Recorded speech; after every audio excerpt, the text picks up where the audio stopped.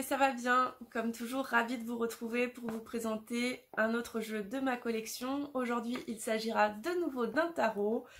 J'ai choisi le tarot quantique. Le tarot quantique de Kay Stopforth et Chris Butler aux éditions Dervy. Édition Dervy de Très Daniel. Alors ce coffret s'ouvre comme ceci, un peu comme les portes de l'intuition, de l'âme. Voilà, j'aime bien.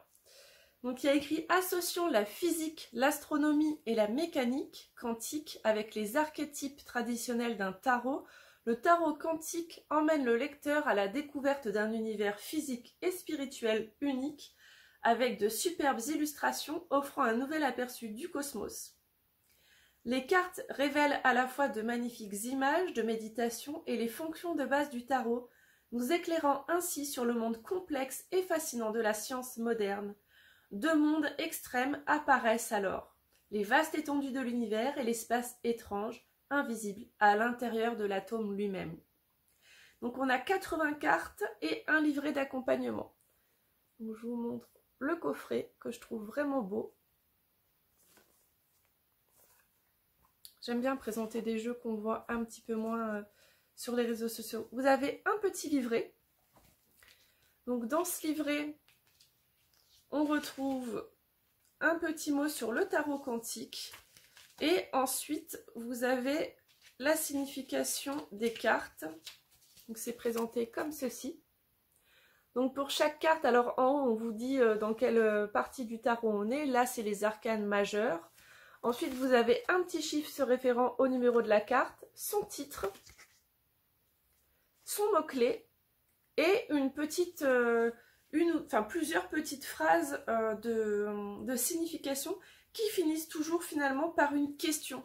Donc ça, je trouve ça vraiment génial.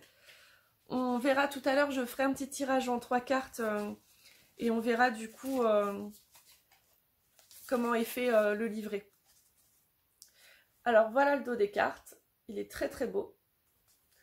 La tranche est blanche, mais celle-là elle me donne moins envie de la customiser, elle a une texture particulière. Mais après peut-être que je le ferai quand même en noir, ça irait bien avec le jeu.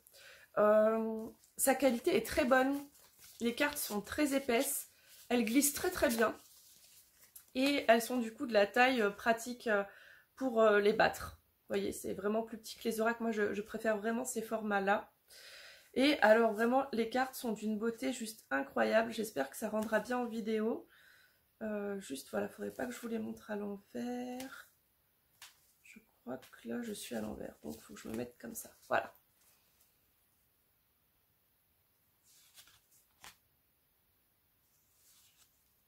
Il est absolument splendide.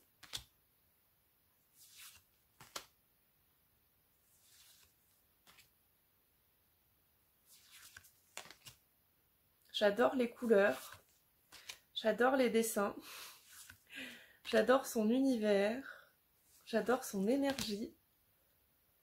J'adore, j'adore, j'adore. Alors du coup, c'est vrai que je vous l'ai dit plusieurs fois, mais sur cette chaîne, ça me tient à cœur de vous présenter les oracles et tarots. Vous voyez, j'aime beaucoup l'effet sur le visuel. Et je vous en présente que j'adore, comme celui-ci, et je vous en présente que j'aime beaucoup moins. Quand j'aime beaucoup moins, je ne vais pas vous dire oui, je trouve vraiment ça moche, là c'est moche, là c'est moche. Non. Mais en fait, vous le remarquez, je pense, mais je mets pas l'accent dessus parce que c'est pas le but de vous dire oui, c'est moche. Mon but, c'est juste de vous montrer les cartes pour que avant d'acheter le jeu, ben, vous sachiez si l'univers vous correspond ou pas. Maintenant, je suis quelqu'un d'extrêmement transparente, on lit beaucoup sur mon visage. Donc quand c'est dans une vidéo où j'aime pas spécialement le jeu, je pense que ça se voit. Et en fait, là, en plus que ça se voit quand j'adore, ben vous l'entendez parce que j'arrête pas de dire que j'adore. Après, c'est juste que j'ai pas envie non plus de broder sur un jeu que je trouve pas top. Je dis tout ça parce que j'ai eu des soucis avec un auteur qui trouve que ma vidéo lui nuit. Alors que j'ai juste dit, j'ai rien dit de spécial, mais on voit à ma tête que je suis pas super emballée. Mais là, celui-là, je suis sûre qu'il va vous plaire. C'est vraiment un tarot qui gagne à être connu. Et puis vraiment, il y a une qualité là sur les cartes qui est vraiment topissime.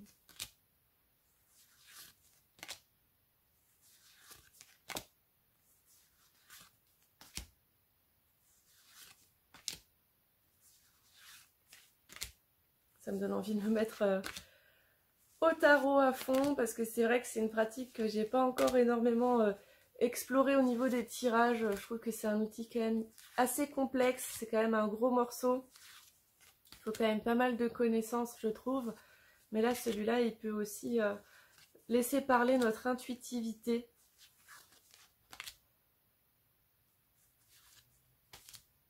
Il y a plein de symboles dedans. Là, on voit la croix de Ankh. Il y a des symboles. Oh là là, qu'est-ce qu'il est beau. J'ai un peu tardé à vous le présenter. Ça fait un moment que je l'ai. Quand je l'ai regardé, je l'avais trouvé beau, mais j'avais pas autant accroché que là, quand j'accroche. Vous voyez pourquoi pour moi aussi c'est important de faire ces vidéos YouTube, c'est que je redécouvre mes jeux. Là, je le trouve vraiment de toute beauté. En haut de chaque carte, à chaque fois, on a son chiffre pour pouvoir vite trouver de quelle carte il s'agit.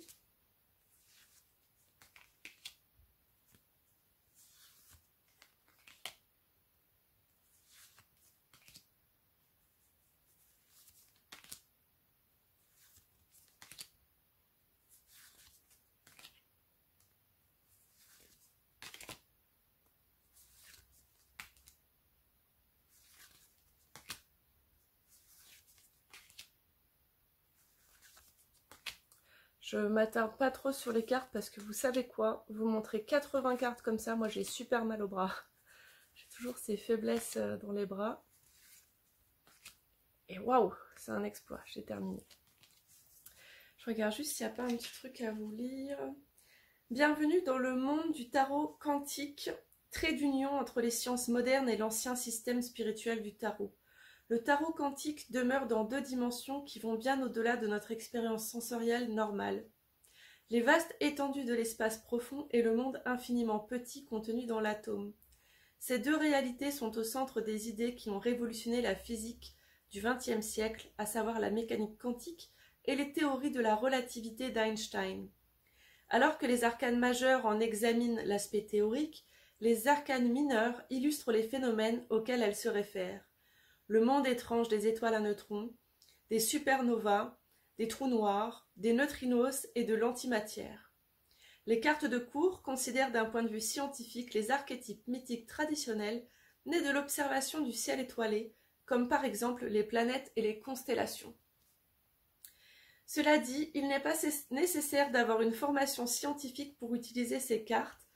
Le texte récapitulatif suivant illustre les significations de base de chaque carte. Toutefois, ceux qui ressentiront l'exigence d'approfondir le sujet pourront lire le texte conclusif de ce guide où seront présentés les concepts spécifiques cités par les différentes cartes. Tout le jeu fait largement référence à des images provenant du télescope spatial Hubble. Ah, à la fin, il y a quelques petites méthodes de tirage. Un tirage en 4 cartes et un tirage en 5 cartes. Trop bien. Je vais faire un petit tirage en 3 cartes. Hop là. Bon, il y a la carte 1, c'est déjà présenté à nous. Je vous laisse inspirer et expirer profondément. Et tout simplement choisir la carte 1, la carte 2 ou la carte 3. La carte 1, on a le 10 d'épée. Vous voyez comme ça fait... c'est beau, hein? Le 10 d'épée. Alors, ceux qui ont choisi la carte 1, c'est la carte de la mort d'une étoile. Je la remonte. La mort d'une étoile. Le 10 d'épée décrit une mort ou une défaite symbolique. Désormais, le pire est passé et les choses ne peuvent qu'améliorer. Quel événement négatif devez-vous apprendre à accepter? Alors, moi, j'avais pas choisi de carte, mais celle-là, elle me parle déjà pas mal. Donc voilà, votre message si vous avez choisi la carte 1. La carte 2, le 8 de coupe. Alors, le 8 de coupe, c'est la carte de la désintégration nucléaire. Le 8 de coupe représente le désir de briser les chaînes et de s'en aller jusqu'à arriver au point de tout abandonner si nécessaire. De quoi êtes-vous prêt à vous éloigner? Cette carte aussi, elle me parle. Et la carte 3. Alors, la carte 3, qu'est-ce que c'est comme famille? Non, la carte, oui, la carte 3, du coup, c'est la numéro 2. C'est pas une coupe, c'est pas une épée. C'est peut-être le bâton, mais je suis pas sûre. Le denier. Alors, attendez, je vais aller regarder vite fait dans les cartes. Ouais, non, ça doit être bâton. Denier, il y a les pentacles. Coupe, il y a les coupes. Épée, il y a les épées. Donc les autres, ça doit être les bâtons. Et les bâtons sont représentés sûrement par des traits de lumière, comme sur celle-ci. J'espère que je ne me trompe pas. Vous me direz ce que vous en pensez en commentaire. Carte 3, donc on aurait le 2 de bâton.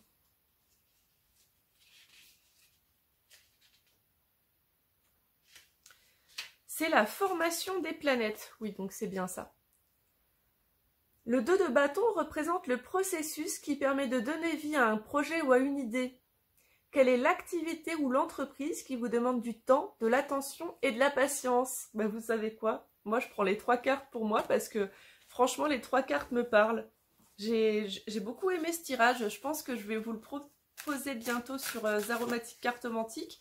Je crois que je viens de me trouver un nouvel oracle. J'ai trop l'habitude des oracles. Un tarot chouchou. Parce que du coup, je trouve que son livret est vraiment bien fait. C'est une toute petite phrase qui nous amène en plus à la réflexion. Et honnêtement, pour un petit tirage comme ça, fait un peu à la va-vite, ça me parle énormément. J'ai trop hâte de savoir ce que vous en pensez en commentaire. Franchement, moi, gros coup de cœur pour ce tarot quantique. J'espère vraiment que cette vidéo vous a plu. Je vous invite à vous abonner à ma chaîne si ce n'est pas encore fait et à cliquer sur like, ça fait toujours plaisir. Si vous voulez laisser un petit mot, c'est encore mieux. J'adore parler de mes passions avec vous. Je vais vous mettre des liens par ici et par là pour que vous vous abonniez ou pour que vous regardiez la dernière vidéo en ligne. Je vous dis à très vite. En attendant, prenez bien soin de vous et puis je vous souhaite de bons tirages. Namasté!